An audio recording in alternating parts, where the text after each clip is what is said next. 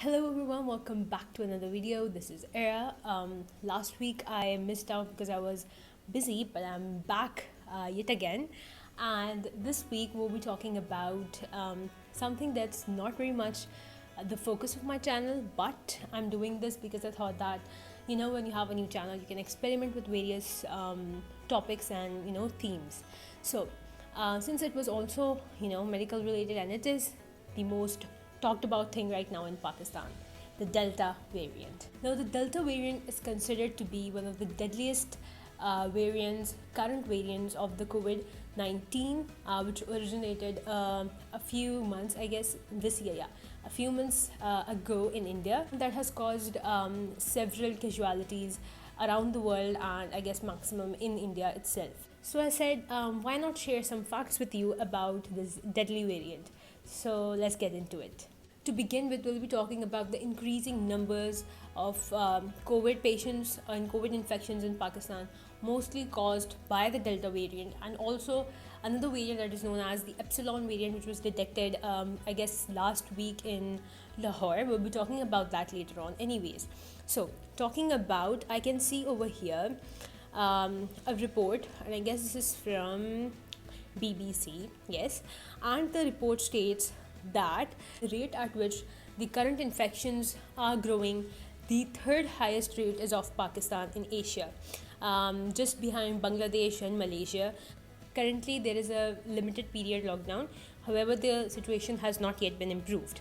If we talk about the rate of COVID virus, this doesn't mean that Pakistan has the third highest number of infections. It just means that the rate at which it is increasing is the third highest. Pakistan remains the 8th highest in the number of cases in the entire Asia.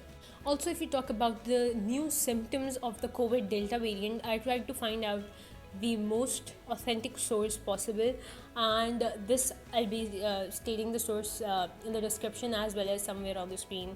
The new symptoms of the COVID Delta variant include vomiting, which I guess wasn't something that happened before with the earlier variants, and vomiting happens to be a new symptom associated with the COVID variant, that is the Delta variant, diarrhea, which used to happen earlier, headache, tiredness, aching muscles, sore throat, and runny nose.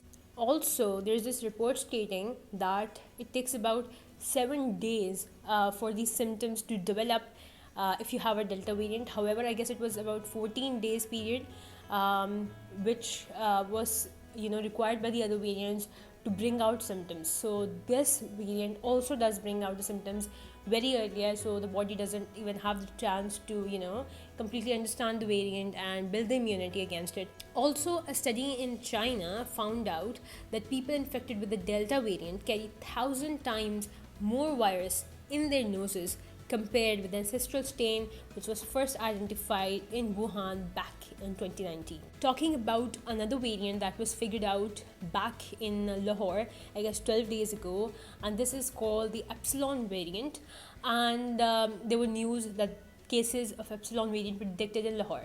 Now, what is this epsilon variant? It's not something that has been originated in Pakistan, but it was identified in 2020 in California. Several medical experts in Pakistan have stated that this variant is also dangerous and is resistant to the COVID vaccines. That is, it decreases the efficiency of vaccines available currently in Pakistan.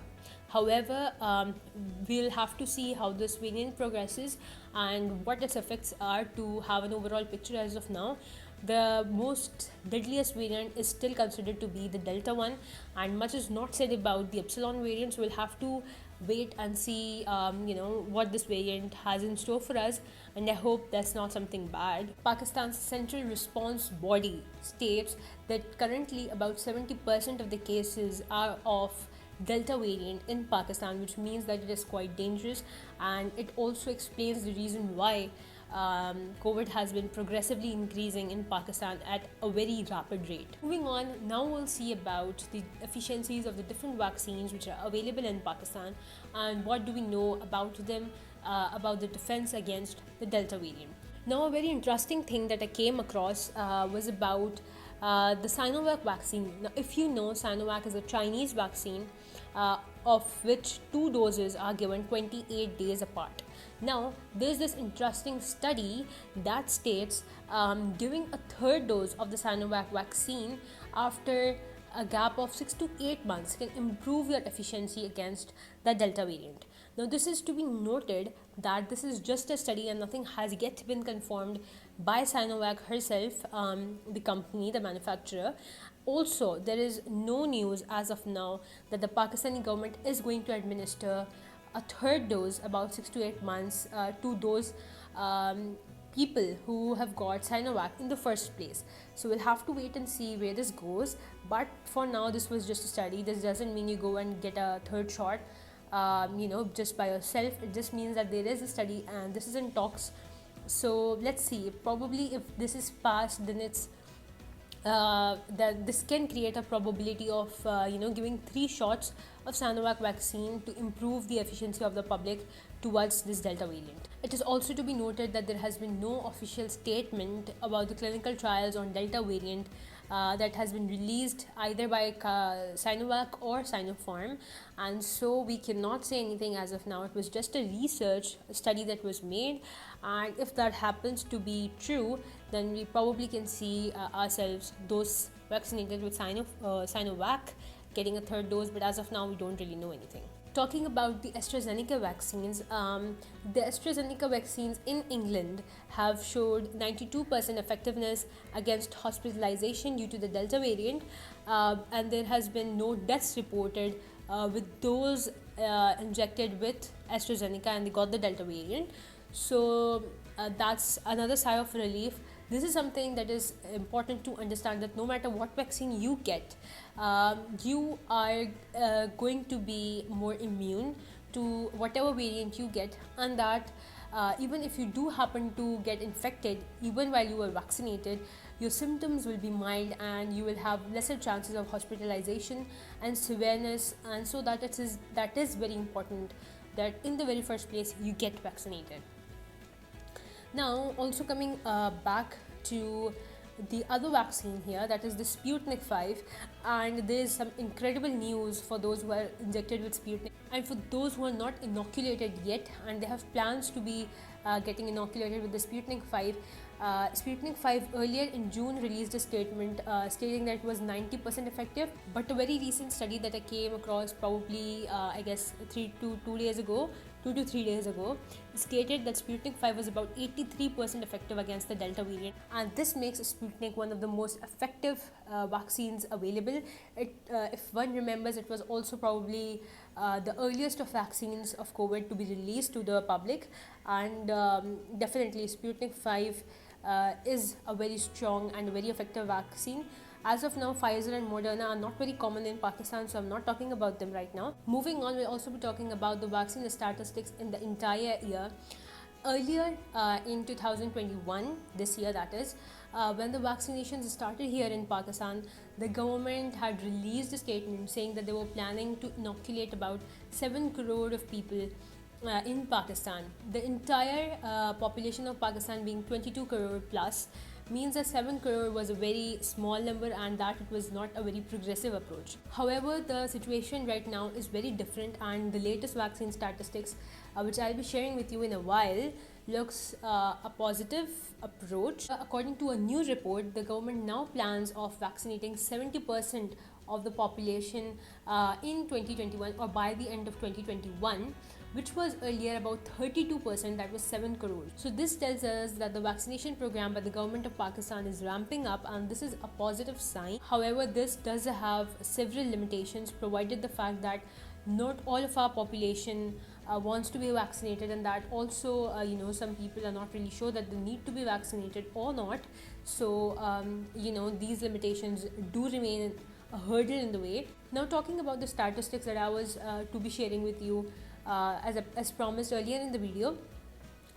Now, if we talk about the total vaccines that have been currently administered in Pakistan, this number is about 4 crores, which is again a positive sign, provided the fact that we weren't producing vaccines in Pakistan itself. We were bringing it from outside. We also got some via the COVAX facility. We got some from China as a gift. but we also purchase a lot of vaccines which are being administered free of cost till now for the entire Pakistani populations, which is amazing. To figure out that this target of 70% inoculations by the government of Pakistan is possible or not, we'll be looking through statistics which suggest, based on the current data that we have. So if we talk about an average of vaccines which are being administered for this week, that is about 10 lakh vaccines per day, which has increased quite greatly in the past 1.5 months, I guess. Yeah, I guess 1 month or 1.5 months ago, this number was only 3 lakh vaccines per day, but this has ramped up to 10 lakhs now, which is a great progress.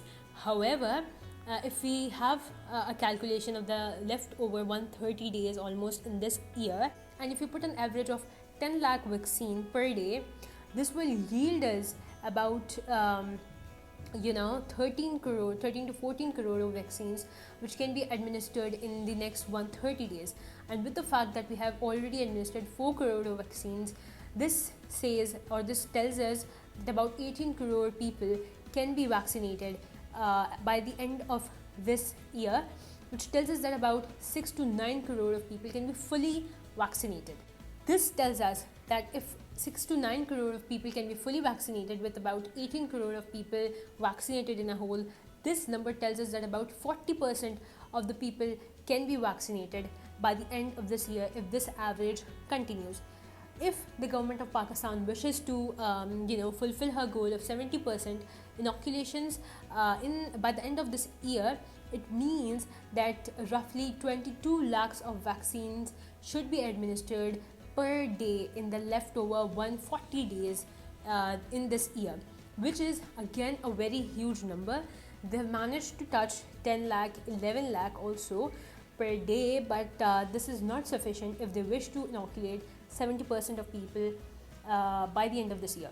So as of now, the statistics, if we compare to the target or the goal placed by NCOC or the government or the health ministry, the 70% goal is still achievable, provided that we ramp up the number of inoculations in a day, which has to be about 22 to 23 lakh per day, which is not an easy number for Pakistan, especially because we're not producing the vaccines at home. Apart from the Parkvac or CanSino Bio, that was a one-dose vaccine which was produced in Pakistan, in Islamabad. At the last, if we talk about the vaccine statistics that have been published just 1 hour ago when I'm making this video by the NCOC, these statistics are of the day before, of course, and it states that about 8 lakh vaccine were administered on 12th August. I'm making this on 13th. Tomorrow is 14th. So yeah, happy Independence Day in advance to all the Pakistanis. I'm not really sure if I have Indian viewers, so if I do, happy Independence Day to you guys as well. Moving on, we also have today's case numbers that will just add up at the end of this video, and these are about 4,619 cases that were reported and 79 deaths. The death number, I remember yesterday crossed 100 after, I guess, 4 months, which is again concerning. So yeah, the thing is that what we need to do to cope up and get ourselves out of this is SOP following only, and inoculations as soon as possible. Encourage inoculations. This is the only way out. Follow the SOPs, which we are not following. And at the end of this video, I'll just want to wish you guys good luck and good health, and I'll definitely request anyone who has not inoculated themselves and their families right now that please go and do so for the sake of your country, also for the sake of your businesses, and if you don't want lockdowns to happen again, and if you don't want your business and your studies to suffer, you want to go to school, you want to go to the colleges, you want to have your exams properly, inoculate, follow SOPs, and inshallah everything will turn out fine in the future. Thank you guys so much for watching and staying today with me. I was looking at the laptop most of the time, so sorry for that because I had to read out the statistics, but thank you for being here, and yeah, I'll see you guys real soon inshallah next week. Till then, take care, stay safe.